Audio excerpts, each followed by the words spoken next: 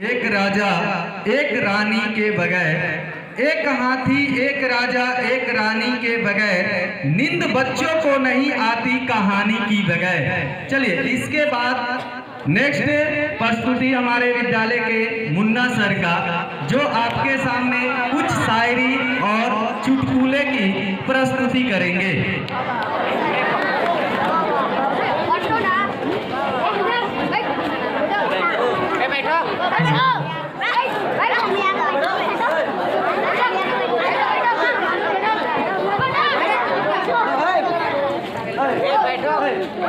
मैं अबोध बालक हूँ, मुझे कुछ नहीं आता। मैं अबोध बालक हूँ, मुझे कुछ नहीं आता।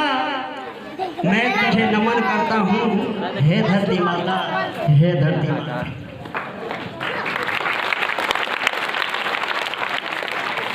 ना मैं अरमान रखता हूँ, ना मैं फरमान करता हूँ।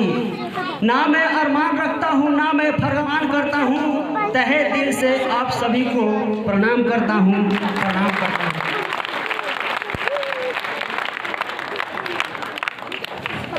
बहुत खुशी की बात है कि आज हम सभी यहाँ बाल दिवस के शुभ अवसर पर एकत्रित हुए हैं।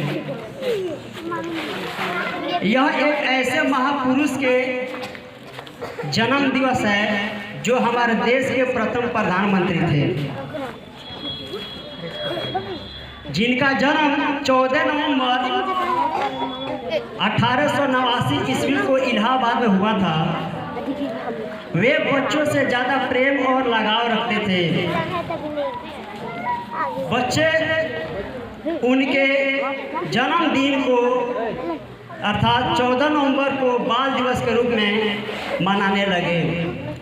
मुझे कहना है, चाचा नेहरू का बच्चों से था पुराना नाता। चाचा नेहरू का था बच्चों से था पुराना नाता। जन्म दिवस चाचा नेहरू का बाल दिवस कहलाता, बाल दिवस कहलाता।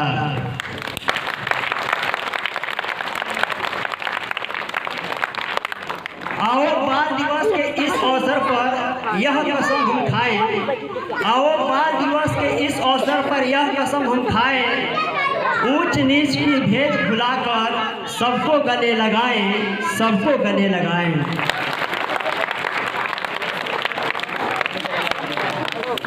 चाचा नेहरू बच्चों के प्रेम में इतने सराबोर थे, बच्चे सोचने पर मजबूर हो गए कि चाचा नेहरू को हम कैसे याद रखें। तो उनको याद रखने के लिए जन्मदिन को ही चुना, और वे इतना सोच प्रबल रखे कि वे अपने सोच के कारण बच्चे उनके प्रेम को याद रखते हैं। आज हम लोग भी उनके प्रेम को याद करते हैं और मना रहे हैं। चाचा नेहरू के प्रेम उस बच्चे के सोच में मजबूर कर दिया, सोच प्रबल हो गया। सोच में वो ताकत है जो आप कुछ भी सोचेंगे आपको पूरा अवश्य होगा। दुनिया में कोई ऐसी एक ताकत है तो आपकी सोच है, और सोच के बदौलत ही आप मुकाम पे पहुंच सकते हैं। आपने हाथी के बच्चा को देखा होगा। वे बचपन में बहुत ही शरारती और कर्मठ होता है। महान उस हाथी के बच्चे को एक जंजीर से सिकड़ से बांध देता है। बचपन में वह हाथी का बच्चा उसे तोड़ने का अथक प्रयास करता है, लेकिन तोड़ नहीं पाता है। आखिर में वह महान उस हाथी के बच्चे के गले में सिकड़ नहीं बल्कि उसको सोच को बांधा है। जब धीरे धीरे हाथी का बच्चा बहुत बड़ा हो जाता है, विशाल हो जाता है, उसके पास अथक शक्ति होती है उस सिकड़ को, जंजीर को तोड़ने की, लेकिन तोड़ने का प्रयास बंद कर देता है। वह जो महावत है उसे एक जूट की रस्सी और बांस के बल्ली के सहारे बांध देता है, लेकिन वह हाथी उस रस्सी को तोड़ नहीं पाता है। इसलिए वह नहीं तोड़ पाता है कि वह सोच रहा होता है कि जब मैं इसे बचपन में नहीं तोड़ पाया तो अब मुझसे यह कभी तोड़ नहीं पाएगा, मुझसे टूट नहीं पाएगा। तो वह सोचना बंद कर देता है। ठीक उसी प्रकार हमारी जिंदगी है। हम ज़्यादा सोचने की प्रयास नहीं करते हैं, कम सोचने की प्रयास करते हैं। हमारे घरों में मम्मी पापा, भाई बहन, गुरुजन, यह हमारे सोच करता है, सोच का निर्माण करता है। इनके जरिए ही हम लोग अपना सोच बड़ा कर सकते हैं। आपने अरुणिमा सिन्हा का नाम सुना होगा, जो यूपी के गांव से चलकर आई थी।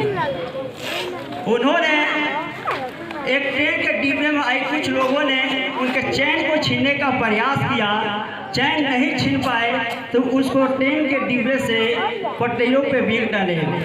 उनका पैर कट गया, सारी रात पड़ी रही। उनके कटे हुए पैर को कीड़े खा रहे थे, कोई उठाने वाले देखने वाले नहीं थे। बल्कि सुबह हुआ तो उसे उठा करके दिल्ली के अस्पताल में ले गया। वहाँ पे पता चला कि उसकी मल्टीपल फ्रैक्चर उसके रीढ़ की हड्डी में पहुँच चुकी है। वह जीवन भर की अपाहिज हो चुकी है, तो जीवन में कुछ नहीं कर पाएगी। लेकिन जब उसे होश आया तो उसने ये कही कि भगवान तूने मुझे जिंदगी दी है तो मैं इतिहास रचूंगी, मैं एवरेस्ट क्लाइंबर बनूंगी। वे बचेंद्री पाल के पास गई और बोली मुझे एवरेस्ट क्लाइंबर बनना है। बचेंद्री पाल बोली तुम्हें इस अवस्था में एवरेस्ट क्लाइंबर बनोगी?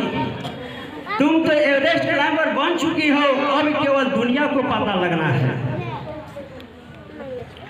आप जानते हैं वह एक पीक ही नहीं बल्कि सातों के सातों पीक वह पार कर गई। भारत सरकार द्वारा उसे पद्मश्री अवार्ड से सम्मानित किया गया।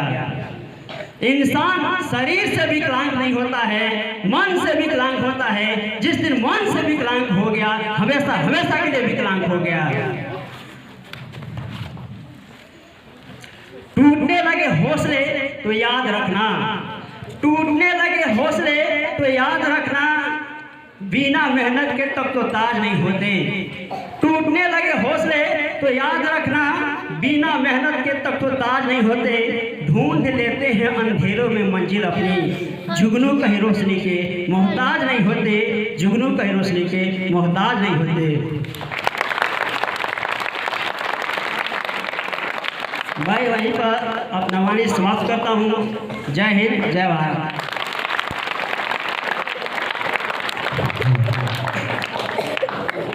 बहुत बढ़िया। हमारे मुन्ना सर अभी आए और आप लोग के सामने बाल दिवस से संबंधित चुटकुला शायरी आए हमें जीवन में आगे अग्रसर होने की कुछ बातें दिए। और इस प्रस्तुति के लिए हम अपने पूरे विद्यालय परिवार की ओर से मुन्ना सर को लाख लाख धन्यवाद देते हैं।